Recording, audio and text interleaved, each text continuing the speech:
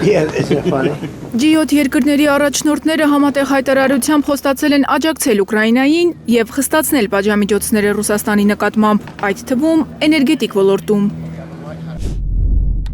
Մենք G7 երկրների առաջնորդներս միասնական ենք Ուկրաինային ցուցաբերվող անսասան աջակցության, նրա ազատությունը, ինքնիշխանությունը եւ տարածքային ամբողջականությունը պաշտպանելու հարցերում։ Մեծյոտնյակի առաջնորդները նաեւ համաձայնել են ավելացնել հակաօդային պաշտպանության համակարգերը Ուկրաինայում եւ քննարկել են Ուկրաինային լիցենզիա տրամադրելու հարցը, որ Կիևը կարողանա սեփական ռազմական արտադրությունն ընդլայնել։ Քանի դեռ Ռուսաստանը մտադիր է շարունակել պատերազմը, Ուկրաինայի օդային պաշտպանությունը պետք է ամրապնդվի, հայտարարել է Զելենսկին։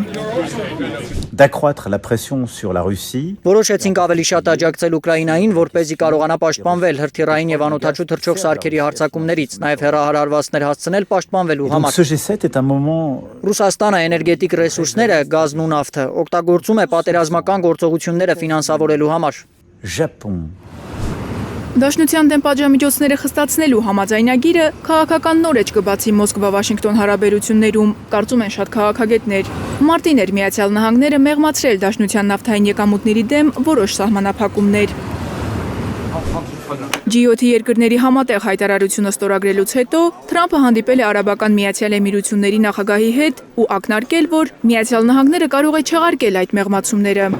Սպիտակ տան ղեկավարը ժամանակացույց չի նշել, միայն ասել է, որ իր վարչակազմը կարող է ինչ-որ պահի գնալ այդ քայլին։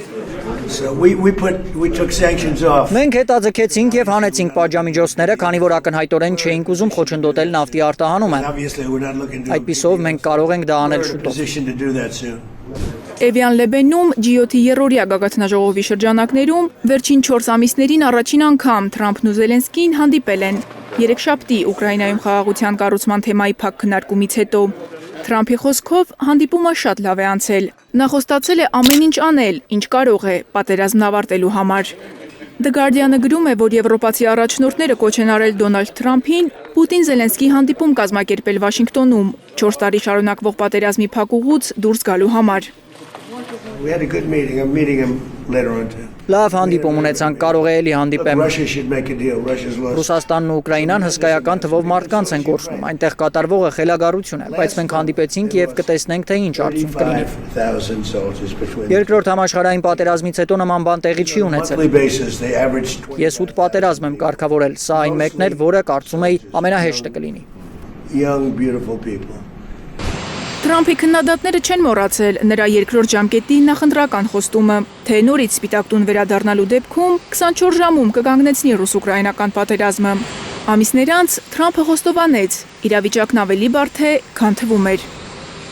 Մարիամ Ամիրջանյան, Էլենիա Հինյան, Հայլուր։